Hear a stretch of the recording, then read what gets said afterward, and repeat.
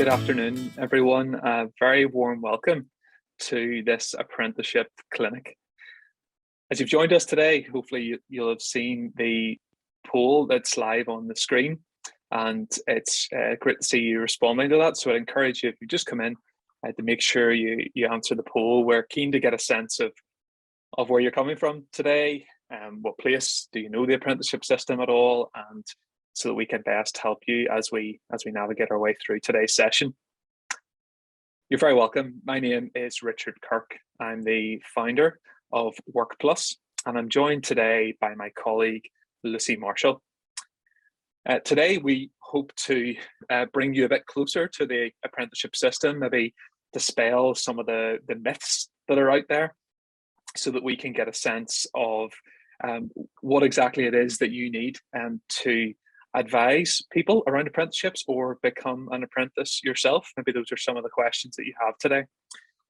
We can see today already from the poll that there's a really strong sense that most people don't really know what the apprenticeship system is.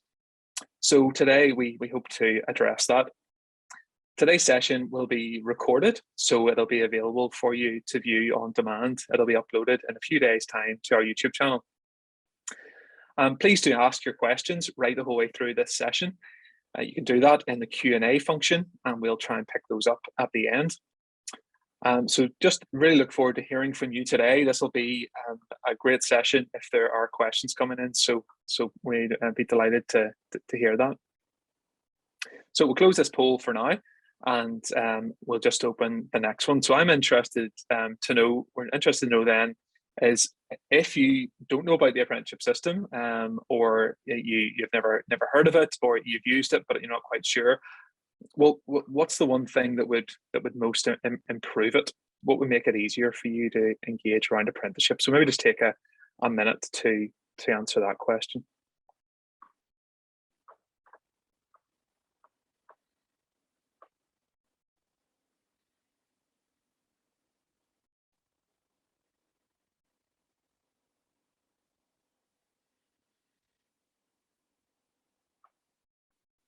Okay, coming across strongly, really, that clearer options, more apprenticeships on offer, and then our top answer, as the survey says, is the central resource for information and application as well. That's fantastic. Thanks very much for that. That's good. Okay, so Workplus is a place where we're trying to make it much easier for people to find apprenticeships. We've been working in this space since 2016, and today it might just be useful if we show you our website and talk through that, to try and make it easier for you to either advise people who are interested in an apprenticeship, or then to actually make the application yourself as well. So we try to lay it out in a way that it doesn't look like a government platform. We're trying to make it engaging for both the employers and also for the potential apprentices. Lucy will say a bit more about the application process in a few minutes. But really, for us, Workplus has come around because we were talking to businesses that were looking to bring in people into their organization, but maybe just weren't content with the ways they've been doing that in the past. Graduate routes were really popular, but actually businesses found that by putting a requirement of a degree and maybe 2 years experience on their entry-level programs, there was a real sense of maybe excluding quite a lot of people. And actually they found that graduates were maybe coming out and maybe not having the skills that they would need, either technical skills or employability skills. And we're talking about sectors like manufacturing, software engineering, civil engineering, and professional services. So businesses were looking for more from the people that they were drawing into the organization. So we started to help those businesses to explore apprenticeships as a potential pathway. And that's allowing the business to bring people in at an earlier stage. And it doesn't necessarily mean school leavers. It could be anyone of any age if it's a higher level apprenticeship. And those are from foundation degree upwards. It means that someone can retrain as an apprentice, as well as someone leaving school and taking that next step after education. So there's a great opportunity for all our citizens to consider apprenticeships. So we're currently working with just under 50 companies, and they've created over 120 apprenticeship opportunities this year. So by bringing all those companies together into one place, we can then make it easier for you to apply to those opportunities. So today is about exploring that a bit further. You know a bit more about where Workplus has come from. We are really passionate about developing a culture of apprenticeships in Northern Ireland, both for businesses and for wider society. And we're delighted that you're with us today. I think it's probably best now if I hand over to Lucy, and she'll take you through the application process, and that will hopefully stimulate some questions, which you can type into the chat function.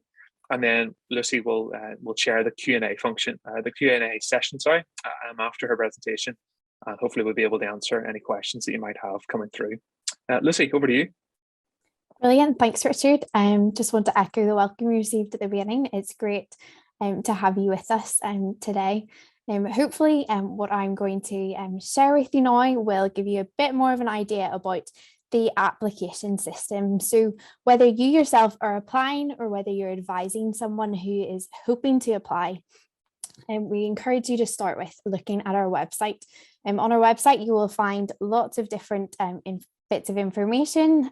Here is a slide that just shows you a wee bit about the campaign dates, the deadlines. The important one at the minute is the second date on the screen. So on the 18th of February, our applications will close. But before that, until then, you have lots of time to peruse our website and to see all the different opportunities that are available. Explore our apprenticeship explorer, see which opportunity stands out to you or the person you're advising, and see what jumps out at you, what job opportunity you would like to apply to. We have about 121 opportunities that are live at the minute. And they range in different sectors. There is something for everybody. You or the person you're advising can find your perfect apprenticeship through this Workplus platform. You can filter the results on our website to find the level that is suitable for you. Level 5, there's just one that I've selected for an example. Level 5 is equivalent of a foundation degree apprenticeship. So that just means that if you're advising someone or if you yourself have already completed your A-levels, you'll want to be looking at level 5 and above. If you're post 16, post GCSEs, you'll probably be looking at a level 3 apprenticeship. So you can filter results as you choose. You can find out information as well about the employers that we're working with. Our employer profiles are a great resource to find out more about the company that you are applying for an apprenticeship job opportunity with. You'll find lots of information, as I say, and these job descriptions are full of great information straight from the employers themselves of what they would like their apprentices to be involved with in that role. You'll see as well as I scroll through there just the length of information that is available on our website, and hopefully that will answer any questions that you have. We also direct you towards the site for the training provider. The training provider where you or the person you're advising and the applicant will undertake their study at their training provider. We direct you towards that application form, which is separate from Workplus. So let's get started. When you go to the website, the main platform, on the top right, there will be an option to log in. You will log in as an applicant if you're applying, and you'll enter your email address here where you'll find more, or you'll enter your email address first, and there won't be a password as such to enter in that login facility, but you will be sent a PIN code to your email address. So enter all that information through there, and hopefully that's quite self-explanatory. And then eventually you'll get taken to the information section at the start, which talks through what the application includes. There are 3 main parts to the application. There's the profile section, there's the application, which is for your apprenticeship job opportunity application, and the third part is the aptitude test. So there'll be more information on those 3 parts later. We'll start with part 1, the information regarding your profile. As you can see as well, I've just scrolled down there really, you will have more information about the information that we're asking you, the questions we're asking you as part of that application in your profile. We think it's really important that you have sufficient time to think through your answers, that you're maybe able to bring a parent or a trusted person around you to help you, maybe a teacher or careers advisor, if you're applying, and we really want to help you and think through your answers, ask for advice, ask for help, do multiple drafts of your answers if you need to. We'd really encourage you as well to use the upper limit of the word count. You can see there that it says max 150 words per answer. We'd encourage you to use all the fields that you can, and we really want you to have this opportunity to sell yourself about what makes you unique, the experiences that you've had, and what that would bring to the particular employer that you're applying to. We also would advise you to maybe save your answers on a Word document or a Google document, just to ensure that you have a place where those answers are saved, and that you don't have to rush through your application, but that you can take your time using the advice from other people. So to continue on through this application, as I said, this is the profile section, the first part of the application, where you'll fill in your general details. You'll also fill in your qualifications. If you haven't yet completed a set of qualifications, please do enter your predicted grades, and then employers will see the proof that you have obtained those grades before you have begun your apprenticeship. Also, just a quick tip: when you're entering in your qualifications, you will type those into that field box. Just make sure that you're typing things in the right order, or if you maybe can't find your qualification, try to enter it in a different order. And also you can chat to us through the chat function there on the bottom left, that yellow icon. And if your qualification is not available, you can chat to us through there, and we will make sure to add it. Then you'll be taken through to the next page once you've added all those qualifications in. And you'll be moving on then to the work experience section.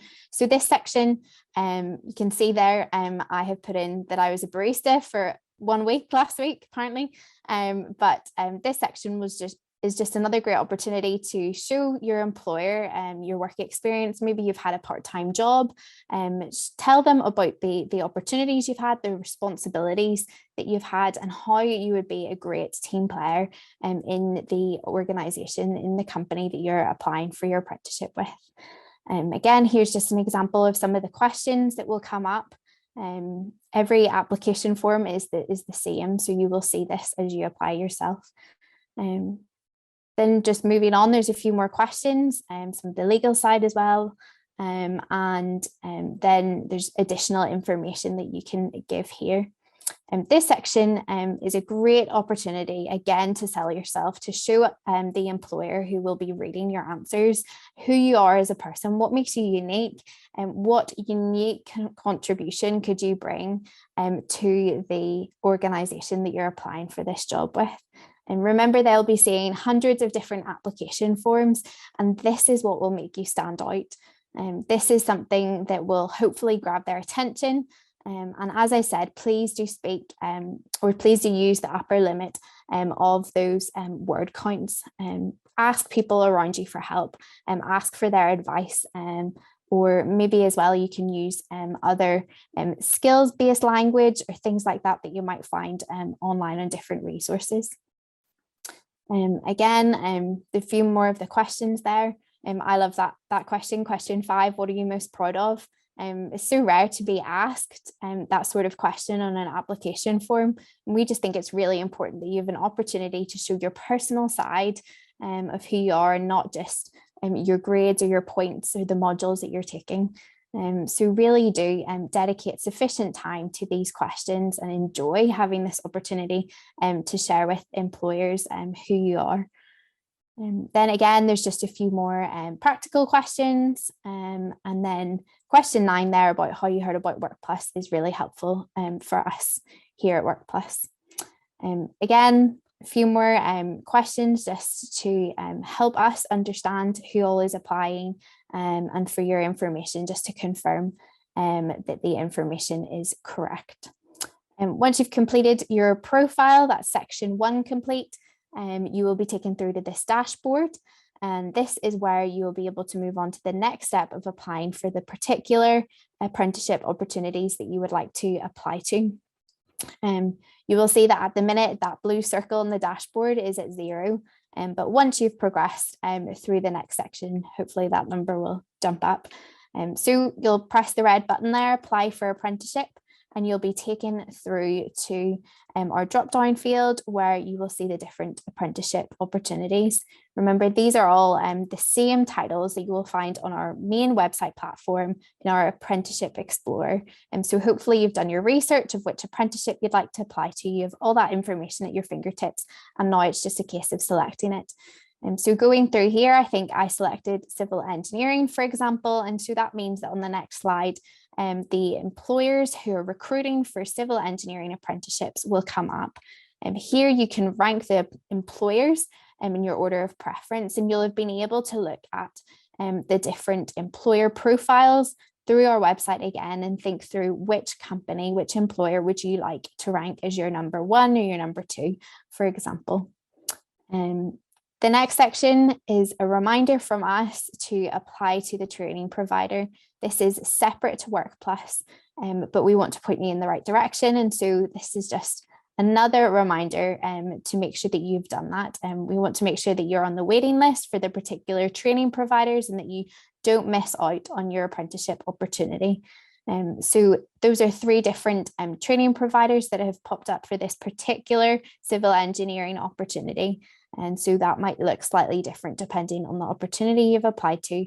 But as I said, please do look on the Workplus website for more information regarding this and to direct you to the right website for the training provider to apply through them.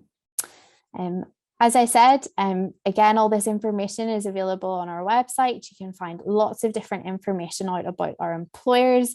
There's a drop down in light blue of all the different employers there that I walked through for that particular civil engineering opportunity. Please do click on those, find out more, find out what it would be like to work in those organisations. Again, that's just an example of one of the organisations, one of the employers we're working with. And there, that'll draw your attention just at the bottom there in black in bold, where you can click here to apply for the course. And that's for the training provider, and that'll take you to their website. And there's just an example of what happens when you click on that, so that you'll be taken through to that separate website for the training provider. Final part of the Workplus application, before getting on to the next section of the application, but of this part 2 of the application, the final part is, why do you want to start this type of apprenticeship? And that question is just a great opportunity for employers to see why they should hire you. What is your drive and motivation to work with them? Again, use the upper word limit here. Thank you. Those are great words to be greeted with once you finish your application. But I would encourage you to next to visit the dashboard, to click that button and to be taken through to the dashboard so that you can still complete the suitability assessment. That is the 3rd and final part of the assessment. And while it's not compulsory, and we would encourage you to apply, to take part in this assessment. So you'll click the yellow box there, take the suitability assessment and be taken through to the preview website where you can take this assessment. This is, again, another great opportunity to show employers who you're like and what your skills and competencies are and what your personality is like, so they can see how you would fit in their company. It's not just about what you're like on paper, but we think it's really important that you have this opportunity to show employers this side of yourself as well in another way. But then that will be the end of the application. You will have completed those 3 different sections. You'll have completed your profile, you'll have completed your apprenticeship application, and you'll also have completed the suitability assessment. So there's just a reminder of the dates for this campaign, but that is at the end of this presentation that I am sharing. Thank you so much for listening, and hopefully that's answered some of your questions. So now over to the Q&A. So the first question here, let me just scroll through. Elaine has asked, what are your website details? Oh, sorry, I've seen that we've replied in the chat. Brilliant. Okay, Kieran's asked, is there an explanation of the levels? Let's see, that's a great question from Kieran. It's something which comes up quite frequently. We in the chat, we've just dropped in an explanation of the different levels, but it might be useful if I just open that up actually and share my screen on that one. So just bear with me 2 seconds. I'll get that open.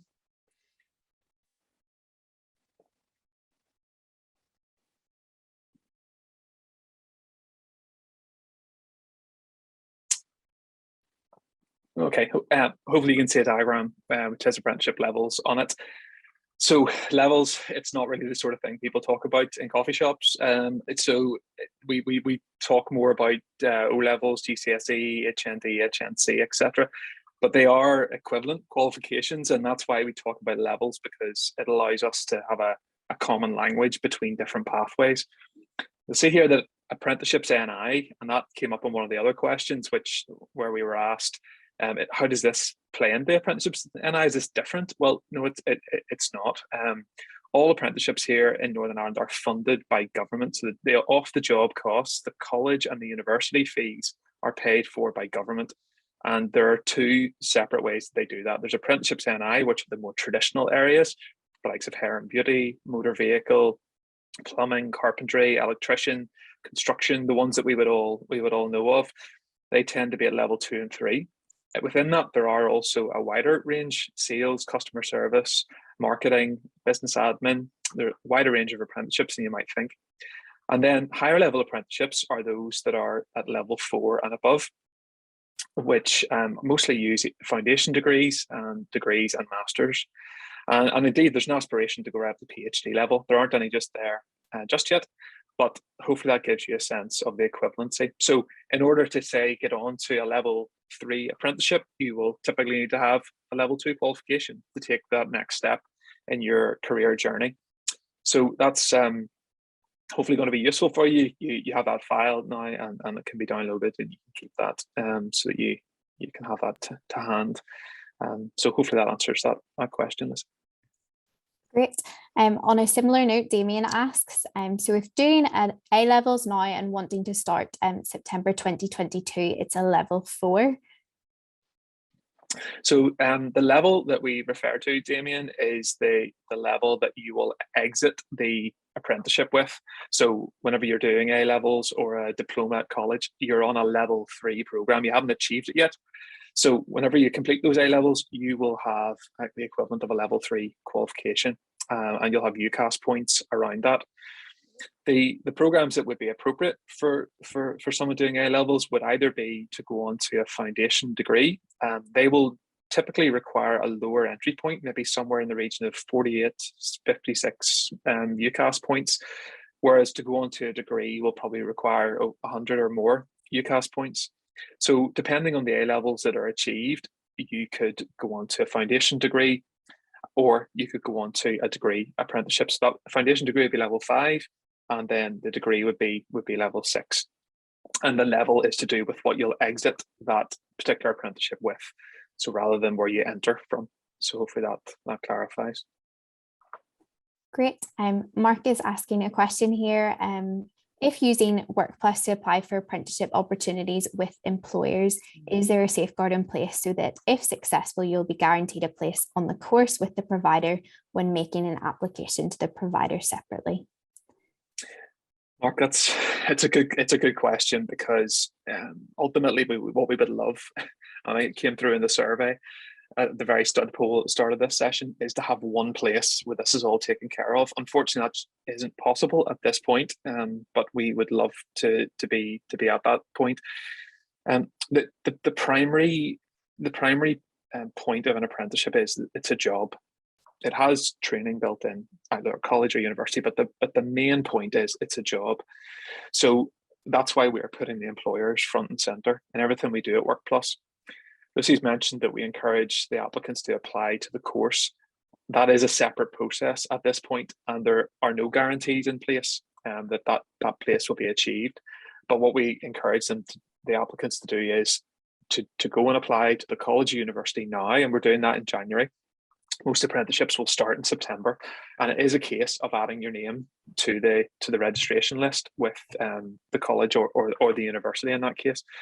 So it is a separate process. Unfortunately, there's no guarantee around it, but the application that goes in now will sit with the college or university until the point at which the apprentice is ready to start. Our process that we run, and Lucy showed a little bit of this, runs really from January to the end of March, and that's applications are open for 5 weeks until the 18th of February. Shortlisting takes place for a week at the end of February, and then there's a 3-week interview period in March, and then there's an offer day whenever the offers are made. That's the 20th of March this year. So that makes it predictable for both the applicant and for the employers, and we find that that's something which is really helping to keep the whole momentum going around the apprenticeship system. And plus, if applicants are school leavers, it means that this is all out of the way before they go into their summer exams. So we've listened to schools and parents, young people particularly, and we've heard them say we don't want this to happen between September and December because there's a lot going on in school at that point. And if we're leaving school, CAO and UCAS are a big focus. And plus April onwards is really a big challenge. So that's why we aim for January to March. And plus it means that we're able to get people applying to the college or university courses and get their name on the list. Great. Rosaline has asked what the hours and wages are for apprenticeships, and somebody else has asked if all apprenticeships are paid and do they all last a certain amount of time? Great, thanks Lucy. So brilliant questions. I mentioned that an apprenticeship is primarily a job, and so therefore they get paid. It's great news. You get paid, and there are no student fees to pay. So it's a great deal for the apprentice and for the business. So that's an opportunity to promote it out as a paid for opportunity. In the traditional apprenticeship areas, there's an apprentice minimum wage, which is around £4 an hour. But the companies that we're working with are paying well beyond that. And in some cases, if it's an older apprentice, they'll need to be paid obviously the national living wage, and in some cases, some employers are paying the real living wage as well. So for some of the degree apprentices that are starting through companies that we're working with, they could be earning up to 19,000 as a starting salary, and that's also avoiding any student fees. So when you look at it from the apprentice point of view, it's a huge deal for them. And we've heard time and time again from apprentices that their friends are jealous because they're getting a reason to get up in the morning, get out, use their head and their hands to do things. They're getting their learning, which is great, but they're not just having to sit in a lecture theatre the whole time. They're getting out, meeting people, learning from people who are older than them, and it's a fantastic deal for them. Great. There's a couple of questions here about apprenticeships specifically catered for people with disabilities, as well as a question around the aptitude test, and whether or not there's information for prospective employers regarding disabilities. Yes, it was good to see what both William and Eamon have raised that. So on the aptitude test, if there are special accommodations that need to be made, folks can contact us directly around that. The aptitude test was introduced not as a barrier, but to help the employers connect with the real person, to understand their personality, abilities and interests. Employers that we work with aren't just interested in the grades that are on the certificate. Yeah, they're important to get on to the particular course. Yeah, we understand that, but that's the minimum threshold. Companies want to know the whole person. And even in terms of the selection process, that shortlisting that I referred to earlier, companies are shortlisting blind. They don't know the name, the sex, even the school that the applicants have gone to. They're really drilling down into who this person really is.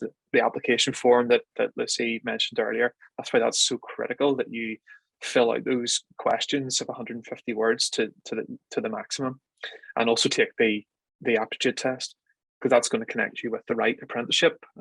We find that 95% of apprentices are still in their apprenticeship or become a regular member of staff. And part of the reason for that is because they're really well matched with the roles and they're well mentored by the companies. So that's really key to what we're trying to do, is to connect people with the right apprenticeship. We don't want people being connected with an apprenticeship that isn't going to be relevant for them. In terms of ongoing support for people with disabilities, Eamon's question, the government has partners that they engage with, like Disability Action, and they will work with employers and government and a training provider to ensure that there's adequate support in place for those with disabilities. So that's been taken care of by government. Great. Another question's come through there about whether you can be on universal credit while on the apprenticeship. Because it's a job, you do have to transition away from universal credit, and I know that might be quite a jump for some folks. But when you look at some of the salaries that are being paid by the companies that we're working with, they're not paying the apprentice minimum wage. They're well above that. So this is a step, even in the short run, if there's you get the sense of having to come off universal credit. But this is the start of a whole career. This is an opportunity to move into a business that really wants you, that has a career pathway for you. And many of our apprentices are earning well beyond the figures that I've quoted already today within a couple of years. So it's a decision that each individual will need to do on their own merits, but you can see even from some of the starting salaries, that's well beyond what universal credit there is. Great. So thinking back to job criteria, job requirements, there's a couple of questions about A-levels. So Damien's asked about if you're doing A-levels now and wanting to start in September, would that be level 4? And then Joanna's also asked, are specific A-level subjects, if required, are they listed on the employer profile or the actual application itself? So we try to provide as much information on the entry criteria through our site, so you'll be able to see the minimum entry requirements that are needed, whether GCSEs, UCAS points, or indeed particular subjects. So that information is there, and then, as I've said, the application to the course is made separately, and you can go and just double check on those requirements with the particular college or university. Great. Carol has asked, can you only apply for an apprenticeship which is a higher level than your qualification? And if you have a degree, can you apply for a lower level apprenticeship such as level 3 if you want to reskill?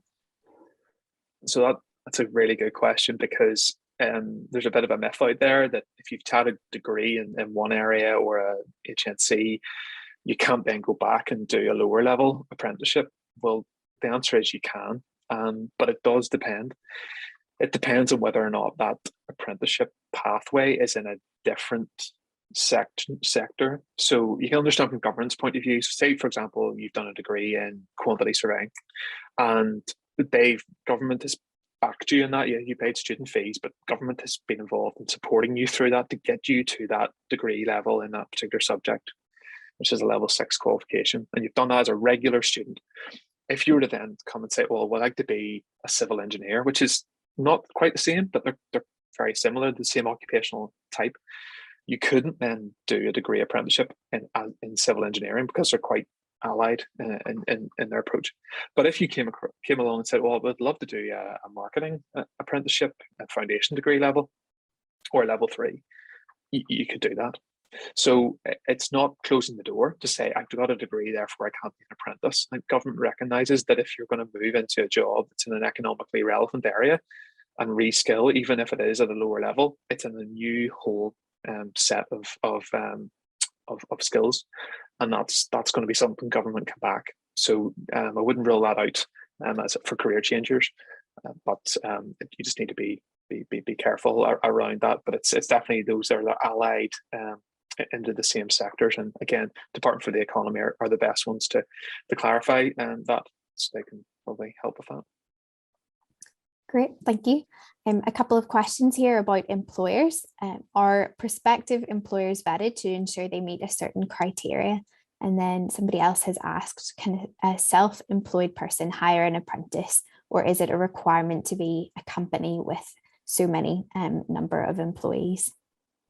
Okay, so I'll take the vetting question first. Thanks for that, John.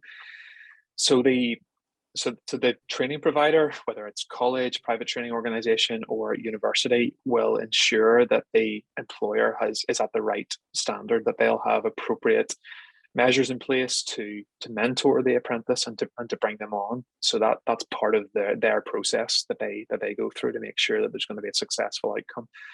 As I say, to our part, we've gone beyond that. Workplus is a network for the businesses that we're working with, and they're learning from each other about how to be good apprentice employers. So in a sense, there's a statutory obligation on them, but many of these employers are going well beyond that because they're part of a network of businesses that want to really give apprentices a great experience. And then the other question, which I'm just looking for now. Sorry, an apprentice. Yeah. Sorry, Lucy, just go again there. Just I can't see it on the screen. Sorry. No problem. It was from Anonymous, I think. It was about hiring an apprentice. Can you do that if you are self-employed and you yes. or do you need so many number of employees? Yeah. So the traditional areas, the likes of plumbing, carpentry, electrician, they've been employing apprentices for decades, and there's been no issue there. So that is possible to do that. Part of the training provider's job is to make sure that there will be appropriate mentoring. So you think, those roles like plumbing, joinery, etc. It's another set of hands, to do a physical task, typically labouring or whatever. It's very different whenever you're then in a software company that's scaling up. It's got 3 people and they're thinking about apprentice. That's a very different job role. And what we're finding is that those micro businesses with less than 10 people, are finding it difficult to engage with the apprenticeship system whenever it's more of a knowledge-based job rather than a physical job. So there are requirements that there's no official line from government, but the training provider will definitely want to vet both the employer from their ability point of view, and that will in some cases be to do with the size, but it will also depend on the type of apprenticeship that's on offer. There's nothing to stop someone who's self-employed hiring an apprentice, but it'll be more difficult in different sectors. Great, thanks. Elaine asks, do you provide backup or support to apprentices you find placements for through Workplus? Elaine, so one of the ways that we do that is with the companies. So we're continuing to have them as part of that network. We also have developed a mentor training course for the companies that we run to help improve apprentice success. And then we also do social events for apprentices. Now, that's been curtailed, unfortunately, in recent years due to COVID, but we are, during Apprenticeship Week, which is coming up from the 7th of February, we're hosting an apprentice party. So we're getting apprentices together from different companies, different sectors, and just getting them together for a bit of fun. And that'll be a good evening. They'll be able to hear from a couple of former apprentices who are now moved on to other job roles, and to hear what it was like for them and to learn a bit from them. And it's also just a chance to be together. It can be hard being an apprentice. You've got work and you've also got education. And if you have ever done those 2 things alongside each other, it is a rough road at times, but it's immensely rewarding because there's a rhythm to it. There's a learning and then applying and going back and learning more, and maybe going back to your lecturer and saying, well, actually, we do it differently out in industry. So the idea of getting apprentices together as a network, as a support group, is really important to us about changing this culture. And it's also a great space to find some of those stories of apprentices that we can then use to tell to the next generation coming through and inspire them. Thank you. Great. There's a couple of specific questions about particular opportunities. One about cybersecurity networking opportunities, if we have any of those, and another question is regarding an opportunity for somebody who's completed a level 3 extended diploma in land-based engineering, so around agricultural mechanics.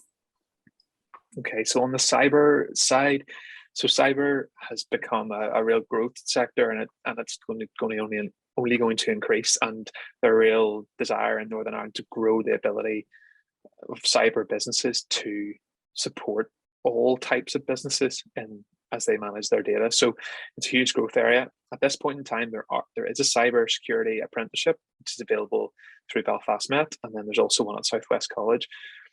But unfortunately, none of the companies that we're working with are currently planning to use that. So there's a challenge there, and it comes back to a point I think Elaine made earlier. And she followed up on the question as well. So she asked, "You're only working with 50. How are you going to work with more?" So, and that's a that's for us to bring those companies on board, and to try and grow the number of employers, because then that grows the number of apprenticeships. That's the equation. It's a very simple equation.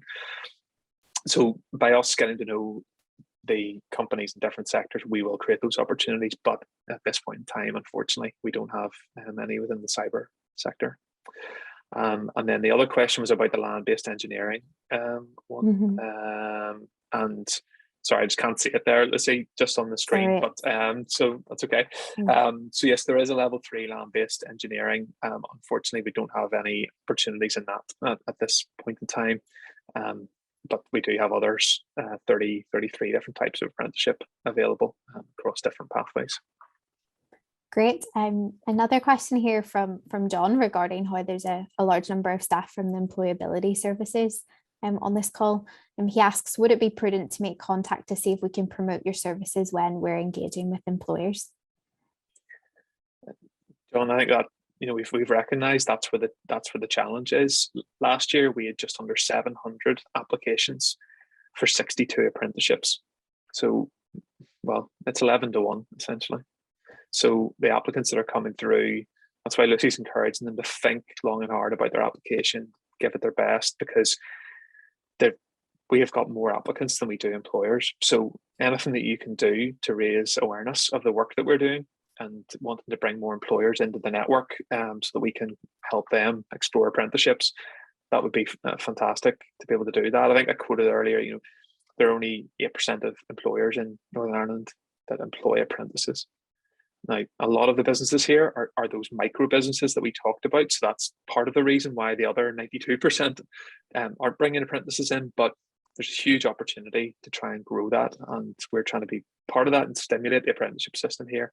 So anything you can do to raise that with either the citizens that you're advising or with any companies that you're talking to, we'd be delighted to have a conversation with them. Thank you. Thanks. Jared asks, do Workplus provide employers placements for all apprenticeships? Okay, Jared. So we are currently helping companies in 33 different areas. So those are the ones that are available through the Apprenticeship Explorer, but there are over 200 different pathways. So there are more apprenticeship types. I've mentioned the likes of cyber and land engineering. We don't have any apprenticeships in that area just now. Ultimately, it comes down to the companies that we're working with. What is their demand right now? But we've got 33 different areas. So there should be an apprentice for everybody. Great. Hopefully we've got time for a couple more questions. Neve asks, are there any age restrictions for applicants? Thanks, Neve. Going back to the levels that we talked about earlier, those traditional apprenticeships at level 2 and level 3 are fully funded for people from 16 up to 24. Once you go beyond 24, some of the apprenticeships at those levels, level 2 and level 3, would be half funded if they're in economically relevant areas, and that's available on NI Direct. It's likes of IT, of civil engineering, of life sciences, but there are areas where they are half funded. Higher level apprenticeships are open to anyone of any age. The minimum age you'd need to be on a higher level apprenticeship is 18, but you can be any age and it's all fully funded. So that means all the training costs are covered by government and the employer pays a salary, as we've talked about before. Great. Catherine has asked about level 4 apprenticeship opportunities. Is this for IS level and above, and will any of those be available soon? Thanks, Catherine. The level 4 is an unusual one because it's equivalent to HNC, which is used less and less. There was a move by the Department for the Economy towards foundation degree, which is a level 5 qualification. So that's why we don't tend to talk about level 4 very much. It's more about that level, that foundation degree level, which is a strategic aim of the department, is to grow the number of foundation degrees. So that's why there aren't any there, because most of them are level 5 qualifications. But as we've said before, that's what you exit the apprenticeship with. The entry point, either for a level 4 or a level 5, is going to be a level 3 qualification. So you'll have A levels or a diploma at college. You can get on to the level 5 foundation degree. Great. Carmel has asked, what is the average ratio split on apprenticeship courses of class time versus working? So typically it's an 80-20 split. So 80% is in the workplace. Mostly that's 4 days a week in the workplace. Some are taught more on a block basis, where you'd say be in work for 4 or 5 weeks, and then you would go off the job for your training for 1 week. And then most of them will start in September. So the private training providers are a bit more flexible. They can be a bit more roll on, roll off throughout the year. And a lot of their delivery will be in the workplace.